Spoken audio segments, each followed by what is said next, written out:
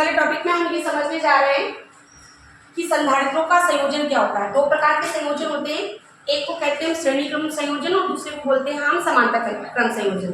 तो पहले हम श्रेणी क्रम संयोजन पे बात करने जा रहे हैं। देखो जरा यहाँ पर श्रेणी क्रम संयोजन होता क्या है। हमने यहाँ पर 3 संधारित्र लिए हैं, तीनों की धारिताएं क्रमशः C1, C2 और C3 है। पहला वाला संधारित्र जो है उसकी धारिता C1, दूसरे की C2 और तीसरे की कितनी है C3, है ना। हमने क्या किया, हमने इनको एंड टू एंड कनेक्ट किया है। मतलब कैसे, पहले वाले संधारित्र की दूसरी प्लेट को B को हमने दूसरे वाले संधारित्र की पहली प्लेट C से कनेक्ट किया है। इसी प्रकार दूसरे वाले संधारित्र की दूसरी प्लेट D को तीसरे वाले संधारित्र की पहली प्लेट E से कनेक्ट किया है। हमने क्या किया, हमने इसके बाद लास्ट वाली जो प्लेट थी, तीसरे संधारित्र की लास्ट वाली जो प्लेट थी, दूसरी प्लेट जो थी, उसका संपर्क हमने पृथ्वी से करा दिया। अब क्यों कराया है समझिए। सबसे पहले हमने क्या किया, अपने पहले संधारित्र की पहली प्लेट A को +Q आवेश प्रोवाइड किया, आवेशित किया इसको हमने।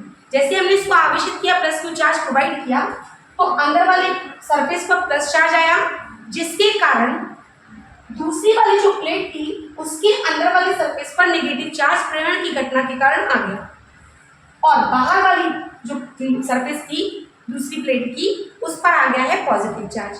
अब यह पॉजिटिव चार्ज किसको चला जाएगा, नेक्स्ट वाली प्लेट C को चला जाएगा। क्योंकि यहाँ पर अब प्लस चार्ज आ चुका है, फिर दोबारा यहाँ पे प्रेरण की घटना हुई और दूसरी प्लेट पर क्या आ जाएगा, नेगेटिव चार्ज, और ऐसा ही प्रोसेस चलता रहेगा। लास्ट वाला जो संधारित्र है हमारा, उसकी बाहर वाले सरफेस पर पॉजिटिव चार्ज आ गया था। अब यह पॉजिटिव चार्ज हम बाहर नहीं रख सकते थे, इसीलिए हमने उसका संपर्क किससे करवा दिया, पृथ्वी से करा दिया, जिससे पृथ्वी से इलेक्ट्रॉन्स निकलेंगे और बाहर वाले सरफेस के पॉजिटिव चार्ज को डिफ्यूज कर देंगे। राइट। अब हमने क्या हमें देखिए जरा सा, यहाँ पर चार्ज कैसा था, पॉजिटिव का, इस पर अंदर वाले सरफेस पर कैसा चार्ज था, नेगेटिव का। मतलब यहाँ पर क्या क्रिएट हो जाएगा, विभवांतर क्रिएट हो जाएगा, विभवांतर प्रोड्यूस हो जाएगा, उत्पन्न हो जाएगा। तो हमने जो A वाली प्लेट है इस पर विभव सपोज किया है V1 और B वाली प्लेट पर विभव सपोज किया है V2।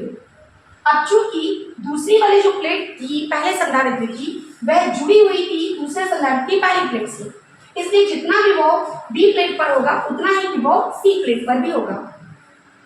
यहाँ पर ध्यान रखना है कि इन दोनों प्लेटों पर जो विभव है उसमें पहली प्लेट पर विभव V1 दूसरी प्लेट V2 के विभव से बड़ा है, ज्यादा।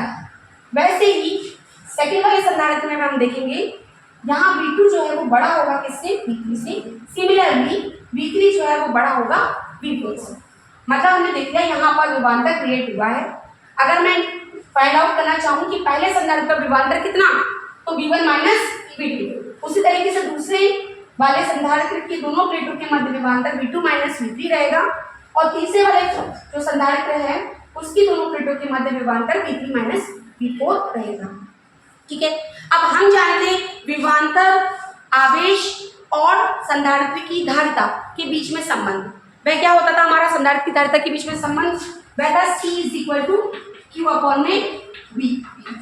जहाँ पर V क्या होता था, विभवांतर, Q आवेश और C धारिता। जब हम श्रेणी क्रम में संयोजन करेंगे तो श्रेणी क्रम में संयोजन के समय हर एक को दिया गया आवेश कैसा रहेगा, समान। मतलब हर एक संधारित्र की हर एक प्लेट पर आवेश कैसा रहने वाला है, समान।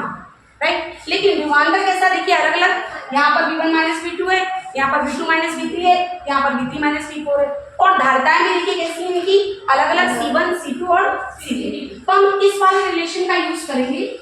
अगर मैं इसको और अच्छी तरीके से लिखना चाहूँ तो देखो कैसे लिख सकती हूँ,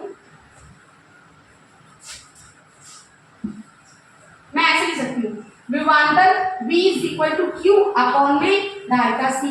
ऐसे भी यूज कर सकती हूँ इसको, मैं C यहाँ ले गई और B यहाँ कर गई, राइट ना, ऐसा किया मैंने। अब यहाँ पर देखिए, जब हम पहले फर्स्ट वाले संधारित्र की दोनों प्लेटों के मध्य विभवांतर निकालना चाहूंगी तो क्या होगा, V1 - V2 इस वाले फॉर्मूले से। तो विभवांतर कितना है, V1 - V2, और वो किसके बराबर होगा, आवेश बटे धारिता। और पहले वाले संधारित्र की धारिता है कितनी, C1 की। आवेश कितना है, मैंने बोला हर एक प्लेट पर आवेश कैसा रहेगा, समान। तो आवेश का वितरण समान है ना, श्रेणी क्रम में आवेश का वितरण कैसा रहेगा, समान, लेकिन विभवांतर कैसा रहेगा, अलग अलग। तो यहाँ पर Q हो जाएगा ऊपर आवेश और अपॉन में पहले वाले संधारित्र की धारिता।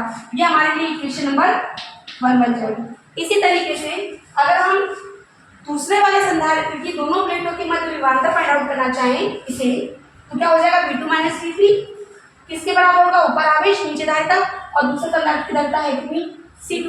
तो ये हमारे लिए इक्वेशन 2 का काम करेगा। इसी तरीके से तीसरे वाले संधारित्र की दोनों प्लेटों के मध्य विभवांतर हमें निकालना है। यहाँ देखो विभवांतर कितना है, V3 माइनस V4 किसके बराबर होगा, आवेश बटे धारिता की। आवेश तीसरे वाले संधारित्र पर वही है Q और धारिता है C2। यहाँ तक क्लियर है। इसको हमने दिया इक्वेशन नंबर। अब हमने क्या लिया, इन तीनों संधारित्र के स्थान पर इसी के जैसा एक तुल्य धारिता C वाला संधारित्र की कल्पना की है। ठीक है, एक ऐसा संधारित्र लिया है और ये सपोज कर लो ऐसा संधारित्र है C जिसके हमने क्या किया, जिस पर हमने ये देखा कि यहाँ पर विभवांतर है V1 और यहाँ पर V4, मतलब दोनों प्लेटों के बीच में जो विभवांतर है वो कितना है, V1 माइनस V4, राइट। और आवेश हम कितना प्रोवाइड कर रहे थे, Q, आवेश वही है, और धारिता कितनी है, C।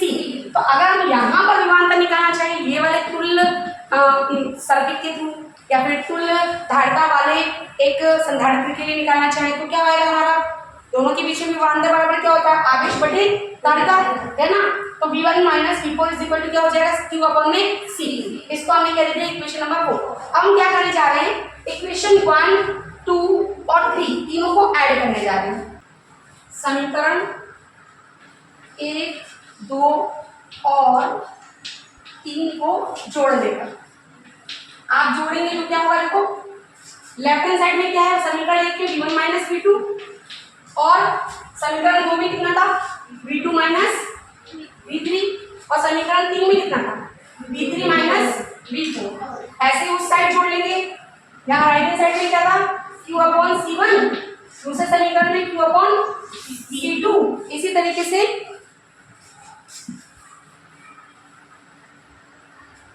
तीसरे समीकरण में क्या था, Q अपॉन C3।